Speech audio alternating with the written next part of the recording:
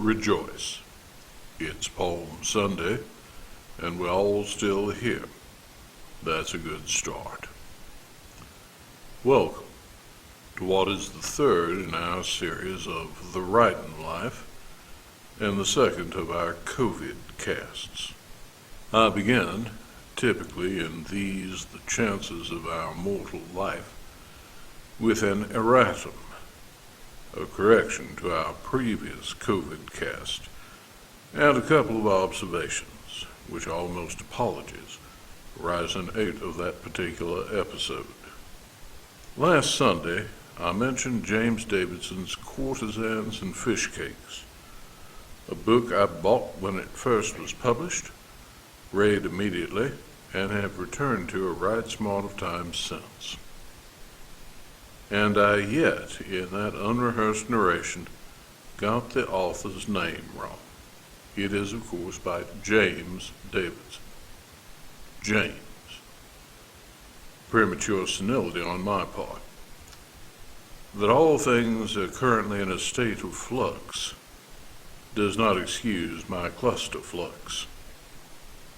And last Sunday, I mentioned the Arrows and Alan Merrill. Between the time I recorded the narration, edited the video, and posted the damned thing, Alan Merrill died of complications from COVID. I wasn't aware of it when I posted the video. My profoundest sympathy to his family. Now, last Sunday, I said that during this time of pandemic, we ought to do nothing mindlessly and we ought to keep our brains engaged. I also pointed out that in addition to it being our duty to do so, it is in our interest to do, and even in the interest of our pleasure in and appreciation of such relaxations and mental resources as we may indulge in this time. I ought to stress that latter point rather more than I did do. It enhances a reader's pleasure in his reading if he knows something of how books are written, can understand certain sophistications in their construction, can spot the ironies and the foreshadowing, can get the wit and the in-jokes.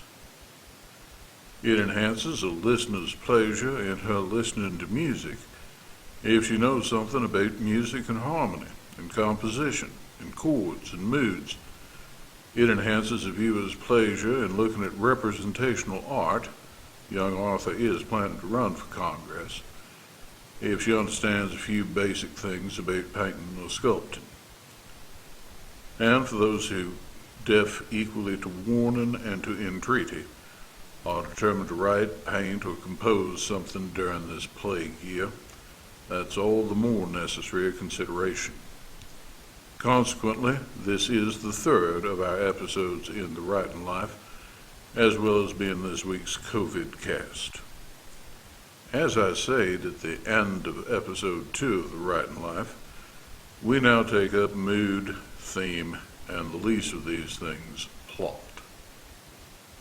And I again urge those who are not planning to write during this pandemic, but rather to read, to listen and follow along anyway.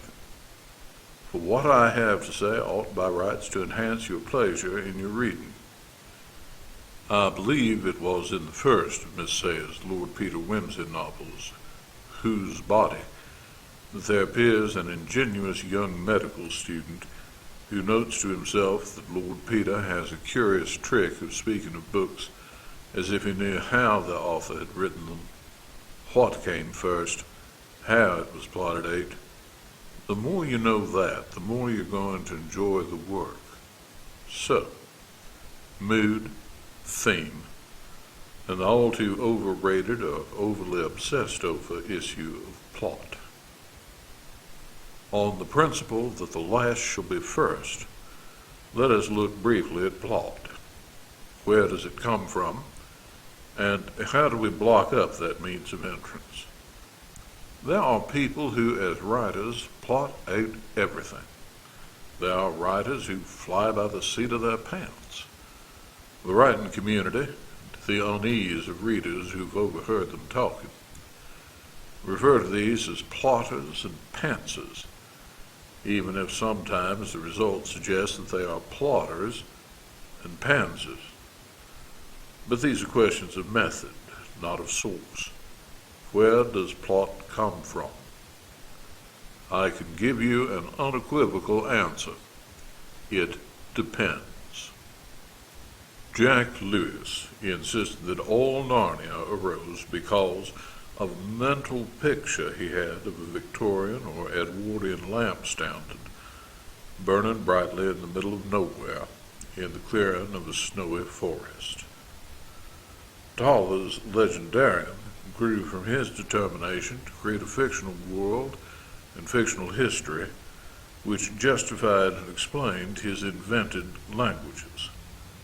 But one of the cardinal elements in that derives from one word, as the entire plot of The Lord of the Rings arose from one word, which led to an incident which does not even appear in Lord of the Rings save by one reference.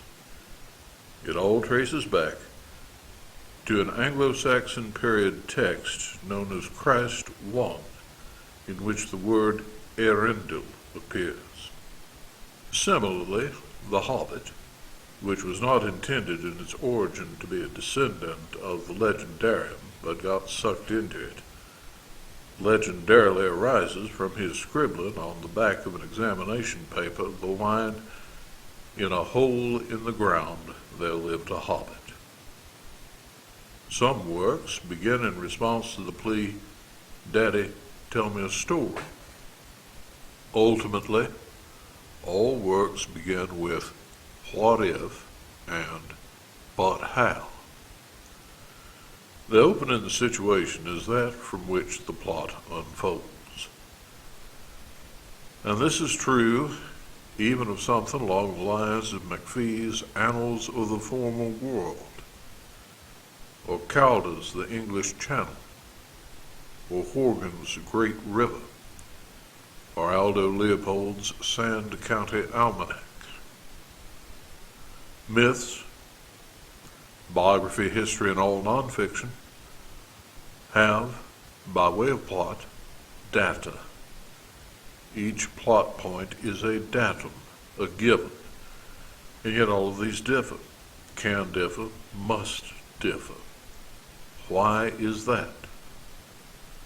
People will tell you, often at unconscionable length and without being asked, that there are, depending upon who it is who's laying down the law, 7 or 12 or 20 or 3 dozen basic plots, no more. We'll assume for the purposes of argument that this is more or less true. It hasn't stopped people writing and ringing the changes upon and making every conceivable permutation of these few basic plots. Why is that? Plot begins with getting your characters up a gum tree and spending the rest of the book getting them back down. As the Duke of Wellington observed, it is not ever a general who can get 5,000 men into a park and then successfully get them out again. Myths, history, biography, all nonfiction, have, so far as plots go, data, the given. Each plot point is a datum, and yet every telling or retelling of these does, can, and must differ. How do we explain that? It's all down to the interplay of character and setting with theme and mood, and it is an interplay. In fact, it's a symbiotic relationship. Let's look at some examples. Your town or your country is devastated and terrorized by a monster or curse, human or otherwise. A lone hero, the gunslinger, rides into town. All right, well-known plot, myriad of ways to tell it. And it's the way you tell it, the theme and the mood, which makes all the difference. The lone hero might be Beowulf. He might be Shane. Shane, come back. He might be the monster or the source of the curse himself without knowing it. Oedipus Rex. If you're Peter Schickele, P.D.Q. Bach, you could take that theme and that plot, change the mood, and howdy, boys. You have Oedipus Tex. You may have heard of my brother Rex. The ruler of Mycenae recognizes that the adjoining realm of Sparta, ruled in her own right by a queen, is, if hostile, a dagger pointed at the heart of his realm. He arranges for his younger brother to marry her, and he marries her hellishly respectable sister. The geopolitics are such that he manages to get everybody else in Achaia to swear to stick by that marriage arrangement and punish anybody who breaks it as a matter of treaty. Unfortunately, his wife is hellish respectable, murderously so, and his sister-in-law, the Queen of Sparta, is a good-time girl. At which point she is carried off, willingly or otherwise, by the son of a foreign prince. If she grants him, however contested, the crown matrimonial as co-ruler rather than prince consort. Worse yet, if she has a child by him with a claim to the throne, the entire geopolitical situation is in jeopardy. Result, war. Result, 10 years of siege warfare, during which, back in Mycenaean Greece, with all the kings away on campaign in Asia Minor, bad things start happening. Now, if you want to tell that tale as a heroic tale, you're Homer. If you want to write Homeric fan fiction from it, from the Trojan perspective or a perspective of Trojan sympathy, you're Virgil. But there are other ways to tell it, one of which is currently in the Bapton Books pipeline. The Memoirs of Odysseus, cynical, Machiavellian, bitter, with advice on politics for his heir, Telemachus, and already, in the draft, on the eve of the Bronze Age collapse, the last line of the advice, to have as little as possible to do with the failing mainland, to avoid getting caught up in its wars, to look after Ithaca first, and, I quote, "Remember, boy, we are a sea people." Or you could retell it novelistically, in an epistolary mode, purporting to be the Foreign Office archives and correspondence of the Hittite Empire in Hattusa. If you decide to do that, please let us know. We'd like to see the manuscript.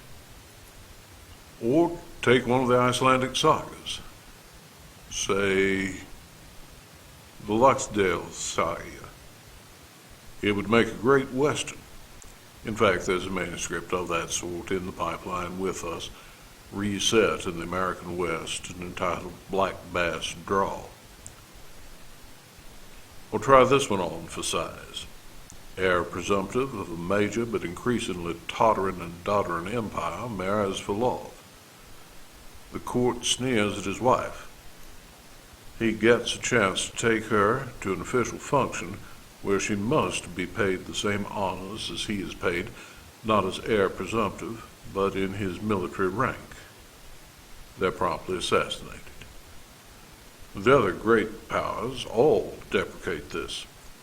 But by the time the doddering empire gets around to sending an ultimatum to the little brigand state behind the assassination, tempers have cooled, power politics have resumed, and a world war breaks out. That's the July crisis of 1914. Lots of people have written about it, and they've all written very different books, as Jerv and I are finishing now off our own bat. There, the characters and the setting and the events, the plot and the plot points, are data. They're given. And yet every history written about it is different. Why? Well, of course, one reason is that every author brings to the task her own biases, his own experiences, and all the rest of it. But that's not the half of it. It's a matter of theme and mood. Now, some people distinguish between theme and thesis. I don't find that a particularly useful distinction at the best of times, and I don't find it particularly apposite here.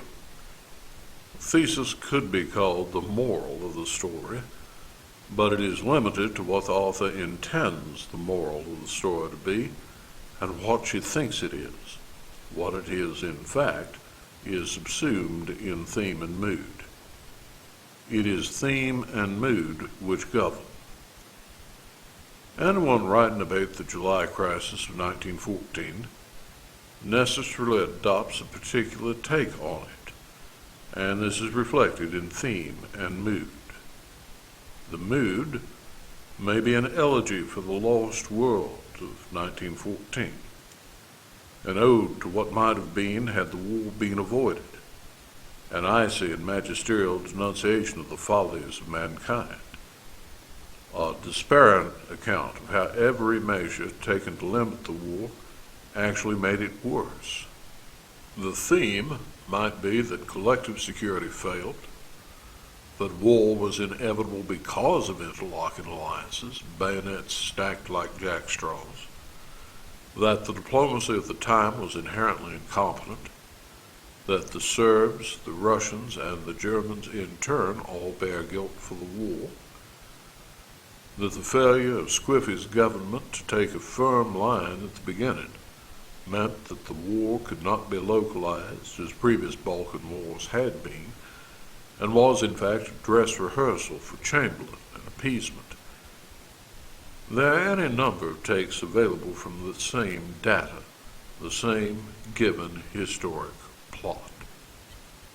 If you're not particularly original, or if you're a genius who wants a challenge and believe you can do this well for a change, you can, and someone probably has, you can take these data, these facts, this given plot, file the serial numbers off, and set it in a fantasy world of the far future, among elves and dwarves or in space. If you're a vicious loon of one or another two well-known types, you can, and someone almost certainly has, you can take this historical situation, put it in the secret history genre, and make it a conspiracy by the Vatican, or the Communists, or the Freemasons, or the Jews, all of them together. Or you can decide that it was the work of aliens, the manipulation of demons, the chess game of old gods desirous of feeding upon blood.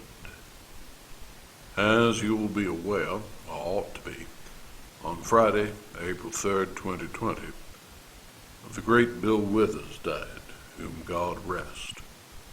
Any given day is a set of data which should support a plot.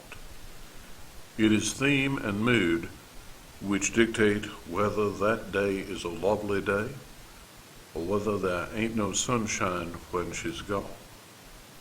Theme and mood are symbiotic with character, characterization, and setting. It were difficult, though not impossible, to write a crime caper, a heist comedy set entirely in a monastery of an enclosed religious order and limited to that field of characters. I may be unimaginative, but I really cannot see a quest story involving two agoraphobics 1,000 miles apart during a quarantine. Kipling could not easily, if at all, have set his Puck tales in his wife's native Vermont. He could not have set the Jungle Books in South America or the North American West. Faulkner's Yoknapatawpha County could exist only in the American Deep South. George MacDonald Fraser's McAusland stories simply could not work if the regiment in question were the South Wales Borderers, or the South Staffords, or the Green Howards. There's no way the natural could be about anything but professional baseball. Try imagining it, for example, as a cricket novel. You'd be hard-pressed to find a place in England or in much of Wales or Scotland, or the Isle of Man, or the Channel Islands, which didn't have its legends of a black spectral dog, a Gytrash, a Barghest, a Shook, and many of those places, East Anglia in particular, known for its Shooks, have Myas and Mias. It would be easy enough to modify the plot to fit such a setting, but would the theme and mood of The Hound of the Baskervilles work as well anywhere but Dartmoor? Mystery novels, detective stories, come in all sorts of flavors. They're rather like dachshunds, wire, long-haired, short-coated, standard, miniature, all with different possible coat colors. That's theme and mood. They can be on the side of law, on the side of justice beyond the law, or on the side of equity being crushed by law. They can insist that just outcomes shall prevail, or that they don't always, or that if they do, it is at a great cost, or that they do not, or that they do not and ought not. They may proclaim the supremacy of human reason and of science, or that these need a little help, be it from instinct or from the supernatural, or that these things are a snare and a delusion and lead in fact to unjust outcomes. That is all theme and mood. They can take the position that just outcomes are a good thing, or that they are a bad thing, or that they are non-existent and illusory, and they can do so with great seriousness and plantancy, or make a roaring farce of it, play it for laughs, turn it into black comedy. That's where theme meets mood. And so in all other genres. I am, on occasion, a critic of sorts for my sins. Critics, those tiresome and incredibly petty people, will often tell you that the post-Reichenbach Holmes wasn't half the man he'd been before, and that the later stories reflect this. Piffle. The adventure of the Norwood Builder is as good as any other story in the sacred canon, and better than many post-Reichenbach ones. But imagine the same story in other hands with another sleuth. Miss Marple should have been immediately reminded of Mr. Badger the chemist and his housekeeper, and of something the butcher's boy had said to her little maid, and the terrible persecution which Major Cartmel and his wife had endured in much Benham from a disappointed old suitor of the lady's. And then, of course, there was that Jill of pickled shrimps which disappeared so mysteriously. Or imagine what Appleby should have made of it, and the tone, the mood of such a story. Grant also should have been going through the motions of routine as his mind dwelt on faces and manners and characters. Lord Peter should have installed Miss Clemson in lodgings nearby to hear all the gossip. Chivied Parker into going round every bank in the home counties in the Midlands searching for Mr. Cornelius. Set the Honorable Freddie loose in city circles on the track of those securities. Interviewed John Hector McFarlane's mother, and made an observation to Bunter referencing the Song of Songs. Father Brown should have had the whole thing come to him at once so soon as he heard that the obviously Protestant Oldacre had quoted Romans 12:20, although one dreads to think what side path GKC might have lumbered down based upon the trouser buttons in the woodpile and their evidence that Oldacre had a Jewish tailor. And, he being both a barrister and a pathologist, and forensic medicine and science having made great strides even in the short time since Holmes's day, Dr. Thorndyke should not have been left in suspense as to whether it were a dead dog or a couple of rabbits which were burnt in the fire. He'd have determined that first off, and realized that the alleged victim was missing and presumably in hiding.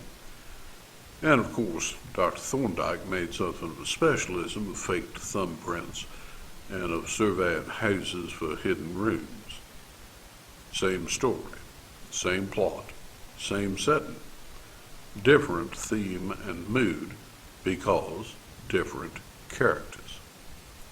The same sort of thing also happens in music, of course, particularly in popular music, rock, jazz, blues, soul, pop.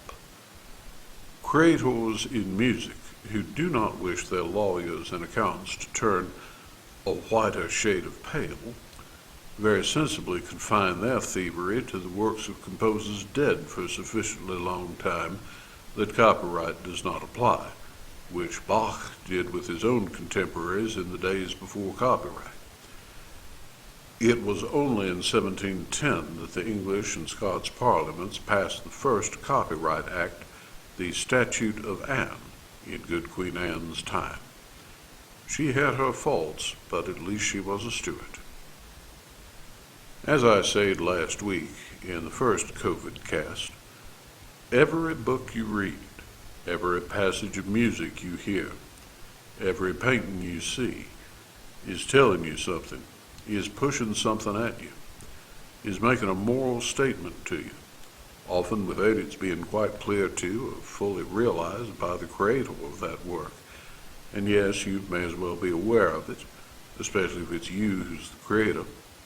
That's theme and mood. You may have a serious character as a creator and an idea for a brilliant book, but if that book requires a certain theme and a certain mood, which simply does not fit with your serious character, or which that character cannot sustain, that book will not be a part of that series, though it may start a new one. Few characters come full-formed into the mind of the creator like Athena springing from the brow of Zeus. Quite often a character is at first for the writer, in the first draft, not the published one, a name, a placeholder, a bundle of tags and characteristics placed into a situation. And it is the playing out of that situation which creates the character we come to know, and if you're lucky, to love. But how that situation plays out is a matter of mood and theme. Alternate history often begins from the author's asking, what if? What if some time slip, some sufficiently advanced technology, alien or terrestrial, indistinguishable thereby from magic, puts Ronald Reagan or Jimmy Carter in the position of Lincoln, Margaret Thatcher in the position of Stanley Baldwin or Neville Chamberlain.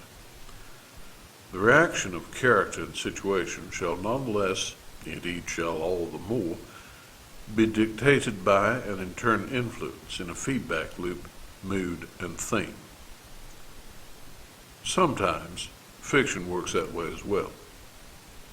The main characters, as I, as his editor, know, in G.M.W. Weems' Village Tales series, were largely evolved, finished, and fully rounded before ever the narration of the tales began. Even so, the principle we have established holds. The theme and mood may, in the beginning, rely upon or arise from character and setting, but they react upon it, and it is that reaction, that symbiotic relationship, which creates and drives plot, not the other way round. Even if you have a plot in mind, and no characters, and plots like plans never survive contact with the enemy, your choice of mood and theme shall end up dictating how these play out. Quite often, the plot, like the characters you thought you had all worked out, will go in unexpected directions because of your choice of theme and mood, or because your mood and theme emerge from and were dictated by the reaction between plot and character, that is, situation. Plot is not the master here. Let me take another example. My good friend, the American novelist Curtis Edmonds. His books, most recently A Circle of Firelight, which he very kindly sent to me long enough ago that it might have been a pre-publication review copy. Alas, my health and other calls upon my time delayed my happy reading of it. His books, I say again, do have, in my view, a discernible common theme, which I'm not going to spoil for you. But beyond that, they are in different genres, different moods, and book by book have different minor themes, subject, in my opinion, to an overarching theme. What they have in common, other than, in my view, an overarching theme, is how well written they are. And you ought to be reading them during this difficult time, as at any time. By contrast, the mood from one book to another in the Village Tales series differs somewhat, sometimes considerably owing to the exigencies of plot, yet theme and character are steady throughout the series, deepen though these do as time passes for the characters and the community. I say the community because while there are multiple protagonists, to the extent there's a hero, it is certainly not the Duke. It is not even the Duchess. It's not quite the Canon, who would humbly deny it in any case. It's the land. Peter Maughan, in his Batch Magna series, has a rare unity of mood and theme with plot and incident and characterization. Plot is not the master. Consider your own experience. After the first time you've read a book which you liked, you're almost certain, because you liked it, to remember its incidents, its plot. That does not mean you will not read it again. To the contrary. A book you really like, you come back to again and again. We, as readers, do not return incessantly to St. Mary Mead, or Whitehaven Mansions, to Bottle Street, or 110A Piccadilly, or 221B Baker Street, or 5A King's Bench Walk, because we've forgotten who'd done it. We do not return to Elfland, or Narnia, or Middle-earth, Gondor, Rohan, or the Shire, because the issue is in date, or we cannot remember how the heroes made it through. We do not ship out on HMS Lydia to the Pacific because we have forgotten how Hornblower does it. We return again and again to Riverbank, Toad Hall, Mole End, and Mr. Badger's great halls beneath the wild wood for a reason, the same reason which moves us to go home for holidays and family observances. We can probably quote, more or less verbatim, great swaths of what happened when it rained, or the heffalump trap went slightly wrong, or a certain bear of very little brain got stuck in Rabbit's front door. But we go back to the 100-acre wood because we know that there is a glade there somewhere, sun-dappled, in which a small boy and his bear are forever playing. We want the fogs of Victorian London, when the game is afoot beyond the windows of 221B, with its sea coal fire and the Queen Empress's cipher worked on the wall in bullet holes. We want the frost of number 5 study and the Devon winds of the pleasant Isle of Aves.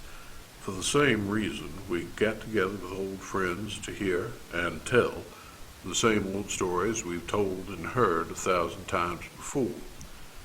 Because we want an evening with old friends, and the sort of evening which lets us believe, for a little time, that we can say, backward, turn backward, O time in your flight, and be heeded. That isn't the doing of plot. To an extent, it's the doing of character, but it's the doing of character shaped by, and allied with, and operating upon theme and mood. After all, it's not enough that a story be of that class or set labeled the sort of story you like. It may involve your favorite public domain characters in their comfortably familiar settings. But what matters to you, the reader, is how it is told, its theme, and its mood. Leave aside Nennius and Leifrith of Cloncarvan, Geoffrey of Monmouth and Jocelyn of Furness, and all the Norman period rubbish in England and Wales and on the continent. Consider how utterly different are Tennyson and Twain, how wide the gulf between Mallory and old Charles Williams and Jack Lewis and T.H. White, and that vile, despicable Zimmer Bradley woman. It is all the same source, the legendary, not any historical author. Critics with ink and acid in place of blood in their veins get right sniffy about plot holes, plot devices, implied contrivances. It is Lent, so I shall leave it to you to express what we all think of such critics. This is more or less a family channel for certain values of family. The toxicology is almost always top-notch in Dame Agatha's works. The plots are sometimes a little bit loose-jointed. Do we care? Of course not. We want, not only wish, but want, to smile to ourselves and exchange a glance or an eye roll with Captain Hastings when that insufferable little Belgian is peacocking about on his way to a solution. We more than wish, we want to look on as Miss Marple leaves everyone standing and quietly puts not the boot but the knitting needle in. We are perfectly, utterly content to line up with Watson, to be as dim as Freddie Arbuthnot, to kick ourselves for our own stupidity as Dr. Jarvis or Mr. Anstey K.C., or to chuckle in a port with old Brodrib for the privilege of seeing Holmes and Wimsey and Dr. Thorndyke at work. Critics have a fit of the vapors at the very thought that some creator might advance the hackneyed old dream of plot. It worked for Chaucer. Even Dallas got by with it, and Ashes to Ashes made a hit of it. So, you may recall, as a vision, did Dante. Two of these are printed sources, two of them televisual. All four examples are instances of storytelling, which the critics disapprove, but which millions love and cherish. There are no bad tropes. There's only bad writing. And with good writing, any trope can be made to work, can be made to renew its youth like an eagle. That is why readers looking for something to read right now must not be led astray by a clamor of critics or knockdown ring of reviewers who are trying to act as gatekeepers, or trying, perhaps with some success, ask yourself that question, to persuade you that you won't like this because it's old, because it indulges in outworn trope, because unapproved people like it, because it's not an approved book. To hell with them. Make up your own mind. Similarly, writers right now and always ought not to be daunted. Neither reader nor writer ought to be afraid of a trope. Be dauntless. Be not afraid. Both reader and writer ought to know their tropes, and how and when and where to use them, and it enhances a reader's pleasure in her reading to know these things.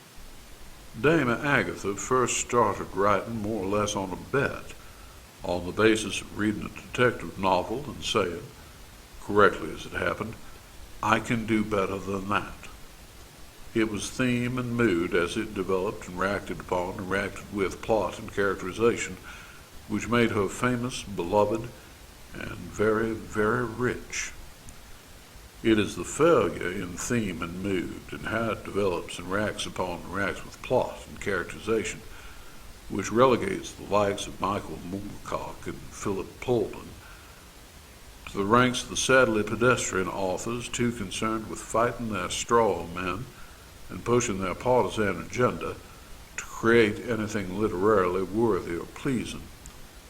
In happier times, that sort of petty little creature, Thersites with a pen, became a critic instead, like Edmund Wilson. Some of you right now are engaged in essential work. All of us are engaged in at least one essential work, which is staying at home unless we have an essential job to do, and thereby not infecting others or becoming impaired ourselves so that we cannot do our jobs. Some of you, though, are engaged in this strenuous essential work of healing and curing, and of keeping the doctor and the nurse, the orderly and all, and the hospital fabric itself running intact and clean, keeping the fuel flowing, manufacturing the PPE and the medication and the ventilators, getting these things shipped and delivered, keeping shops open and stocked, and perhaps most of all and most fundamentally, working on the land to keep us all fed, clothed, and going. Whether you're in one of those strenuous essential jobs, or whether you have a great deal of time on your hands now until those jobs are done, and your job and duty is not to interfere, not to infect, you'll almost certainly turn during this time to the restoratives of books, music, and art. Those with time to do so are well advised to use all the available resources, which are out there in such profusion at the click of a mouse, to learn better to appreciate art, music, and literature. And that in turn means that the creators of art and music and literature have, more even than commonly, a role to play and an opportunity to play it constructively. To them, my fellow creators, I say, remember that theme and mood are the true essentials of your work. Right now, you are called upon to create relief and comfort in a time of great stress, particularly for those on the front lines. You ought to have an eye to the future, a future you'll assure for your work by paying attention to the timeless qualities of mood and theme, whether you write fiction or nonfiction. Get cracking. Don't disappoint them. Stay safe. Read all you can. So long as there is art and music and literature, so long as there are resources for learning better to appreciate it, even now, cupped up as you may be, trammeled as you may feel yourself, you have great riches in a little room. Avail yourself of them. God keep you all, and I'll talk to you all next Sunday.